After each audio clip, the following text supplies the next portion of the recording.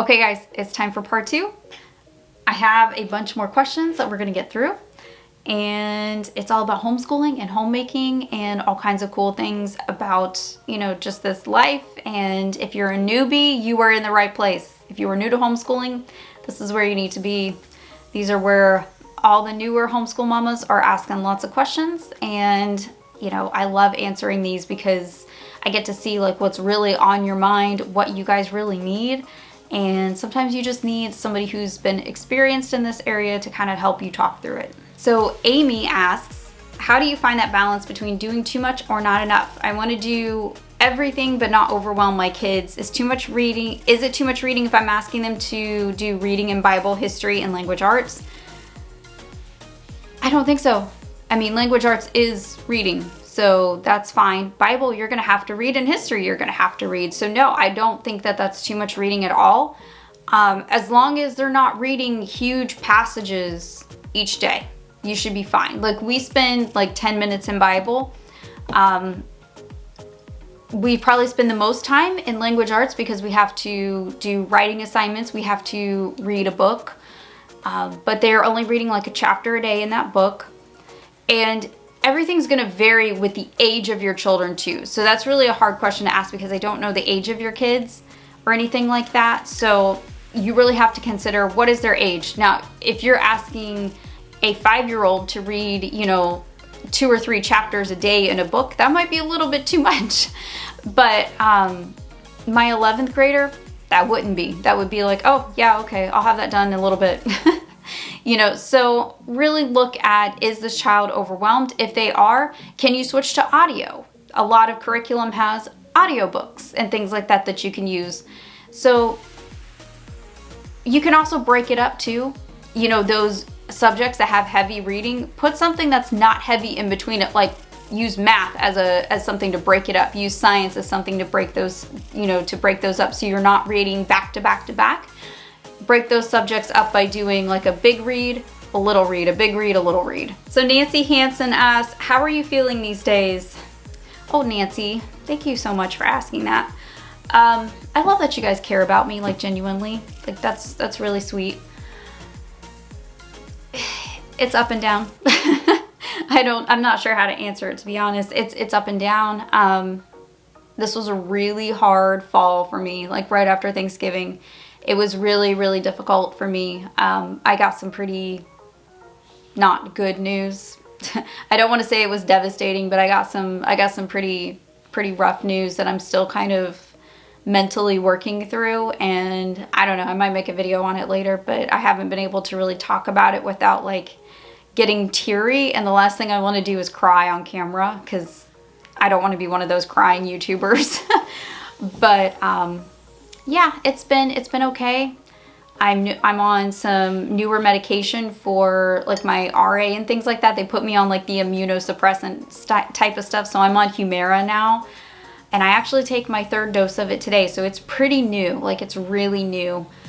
But so far I haven't had any side effects, so that's good. I'm really happy about that. But yeah, I'm just trying to make it. I'm new to homeschooling. I am currently homeschooling a 6-year-old who is considered 1st grade. I would have a 2-year-old and a 1-year-old. I would love to see if you have a place with a list of your favorite read alouds for each group. I don't actually have that. Yeah, she's asking if I have like a list on my website. I don't have a list, but I work off of a lot of other lists. I would suggest going to Sunlight, the Sunlight curriculum company. They have a list of different books and things like that. Those books are usually very good, and they're usually like living books. I would suggest that one. And Generations had a list too at one point. If Generations puts out that list again, I will put out that list. I have it. It's like laminated in my notebook and things like that. There are all kinds of lists everywhere. Now, what I find is you're not going to find a lot of young adult books on these lists, especially like written after 1980. So that's kind of what I focus on a lot on my channel, is young adult and Christian fiction books for women and teens, because these lists just don't really go there. And it's really hard because, you know, your kids are gonna go in the bookstore and they're gonna see these books with these cool covers and they're gonna be like, I wanna read this book. And you're gonna be like, I don't know what's in that book. So I really want to review these books, and that's what I've been doing on my channel as much as possible. I need to try to start making a list. Maybe I'll start putting together a list of like good middle school books that I've read and that I'm putting together. I've read like 4 young adult books, I think, this month. Look for my upcoming YouTube videos on those. I'm doing the best I can getting those out. So another new to homeschooling from Caitlin. So it sounds like she's sick and wants to know about getting behind, because she also has an illness. So suggestions for keeping. What suggestions do you have to help keep me and my kids on track while I'm down for the count and trying to recover? It sounds like you have really young kids, so I would not stress. Don't stress too much. If you have like really young kids, really don't put a whole lot of pressure on yourself. There's not a whole lot you can do anyway when they are in the toddler and pre-K stages. Just rest and read a book to them out loud, really. Now when they're older, what I do is couch schooling, and I have several videos on my channel about that you can see, like when I'm sick, how I homeschool. There are videos specifically on my channel about how I homeschool when I'm sick. I do what I call couch schooling. It's just a term that I made up, where basically I do homeschool from the couch. So I'll have my blanket, I'll have my medicine. I won't be able to get up, but I will literally sit there on the couch and either teach what I need to teach or basically direct from the couch. On good days, I look like this and I'm walking around and I do what I need to do. But on medium days, I'm on the couch. On bad days, I'm in bed, and my kids are old enough and they've been doing this long enough to where they know how to basically do school by themselves if they need to. Now, they don't grade anything, but they'll leave that for me for when I'm better.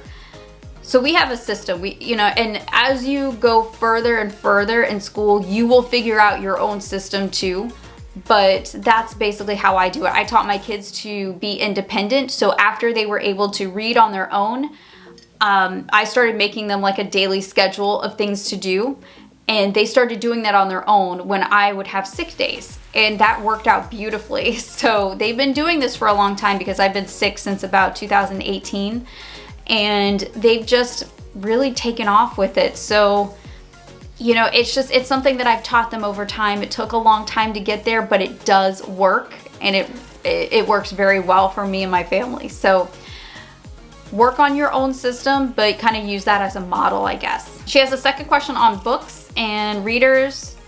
What do you suggest for a child who's trying to read aloud and sound out words and attempting to spell? The Abeka phonics program is really good if you ever need help with phonics. Those are great books. It sounds like you have really good ones between Master Books and Generations. They always have fantastic books. IEW has the All About Reading program, I think. I want to say, maybe. It might not be that. I'm not sure. The readers that they have on IEW for the elementary kids are good. If my kids were in elementary, we would be getting those. The Abeka readers are also really good. You don't have to get the phonics program, but the actual Abeka readers are really good. We really enjoyed those. I would suggest those.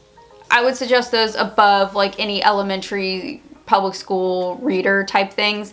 I would suggest those first because you're going to get more of a biblically based content versus you don't know what you're going to get with a lot of the elementary school readers.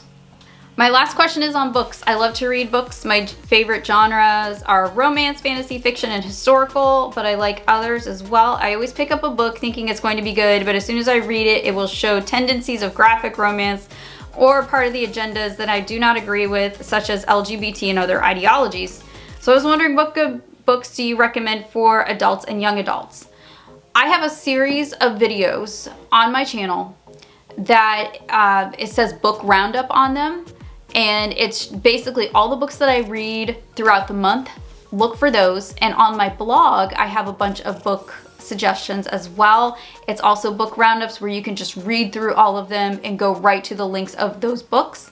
I have a Kindle Unlimited subscription, and I'm always reading something, and usually I'm reading like 2 or 3 books at a time. I read a lot. I'm like you. I read everything from romance to historical stuff. Like, I had to put down a book this week because I got halfway through it and they introduced LGBT characters. And it was honestly just cringy at that point. And I was like, you know what? This is so silly. And of course it was a YA book, and they like to sneak those things in there. So, you know, it was a okay book up until that point. Like, I wasn't like disliking it. I wasn't liking it, but I didn't like heavily dislike it. And then when I read that, it was like the most eye-rolly type thing. And I was like, this is goofy. So I put down the book and I was like, all right, let's try something else. But, you know, I would suggest sticking with certain publishers too. Certain publishers like Bethany House, they're all Christian fiction, and you're not going to find any, you won't find any LGBT content, you won't find explicit romance content. Everything I've read from Bethany House so far has been very clean. So take that. And most of the time they have Christian themes. I stick with certain authors. That helps too. A lot of them write through Bethany House. So check out my social medias. I always post book reviews there. Check out my blog. I'll hopefully remember to leave that down below in the description box for you.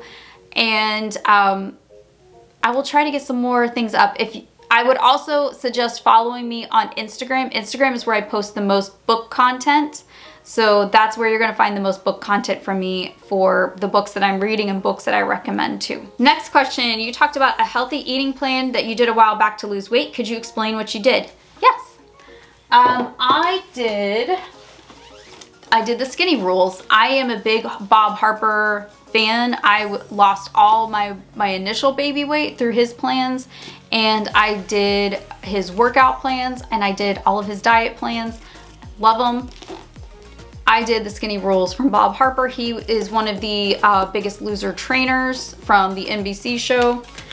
And his meal plans, for some reason, like some trainers and some meal plans just don't work for certain people. Every body is different. So you have to find what works for you. I know that the system that this specific trainer uses works for my body specifically. Okay, so not everything works for me. I find that like with workout plans, I do not do well unless there is weights and cardio mixed together. I don't typically lose weight. I have to find one that has like a mix, and his plans usually do that for me. So I decided to try his eating plan, and this eating plan came out when I was in Okinawa. So I was in Japan when the first book came out, and I lost a lot of weight with it. So I knew that it worked for me, and I decided to go pick it back up. So I did the skinny rules. I lost over 20 pounds from last April to last fall. I want to say like between April and August. So I lost it pretty quick for me because I am a small girl. I'm only 5 foot, so I'm tiny. I'm really short.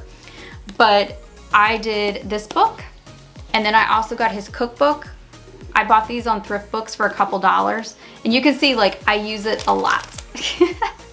My husband decided to do it with me. He dropped a lot of weight too. And of course he lost more weight, and he lost it faster because he's a man. But I coupled that with low impact cardio. I cannot do high impact anything anymore, which really stinks. I really miss doing high impact stuff. You know, I work out as a hobby. So I coupled that with low impact walking, like fast paced walking, and my spin bike. So I have a spin bike here at home. It's like one of those stationary bikes, and I do spin classes sometimes. I found that I can't really do the big spin classes like I used to anymore because of my health. So what I do is I basically like turn on like a television show, and I just sit there and I cycle, but I make sure that my heart rate is at a certain point. and I will go until I hit like a calorie goal. So I might sit on it for 45 minutes, I might sit on it for a half hour, you know, that type of thing. So I coupled that low impact exercise with that meal plan, and I dropped weight really fast, and it worked really well for me, and I have maintained it. Even this morning, you know, I still check my weight like every single morning. I'm still maintaining exactly where it should be. So I'm very happy with it. I have maintained my loss, and I'm hoping to keep my weight lower because it is healthier for me, especially with the health problems that I have, if, you know, I'm not carrying around an extra 20 pounds of weight. So I'm very happy with it. I had great results with it, but I usually always have great results with anything that Bob Harper does. Okay, last question. Recommendations for high school elective courses. I have an upcoming 9th grader. That is really going to depend on your child and your 9th grader. I did electives based on high school requirements. So things like economics, you know, like the financial class, government, those were classes that we had to take for graduation, and those were technically electives. And I also coupled that with things that he was interested in with as far as like the career path he wanted to take. So right now he is looking at doing things with computers.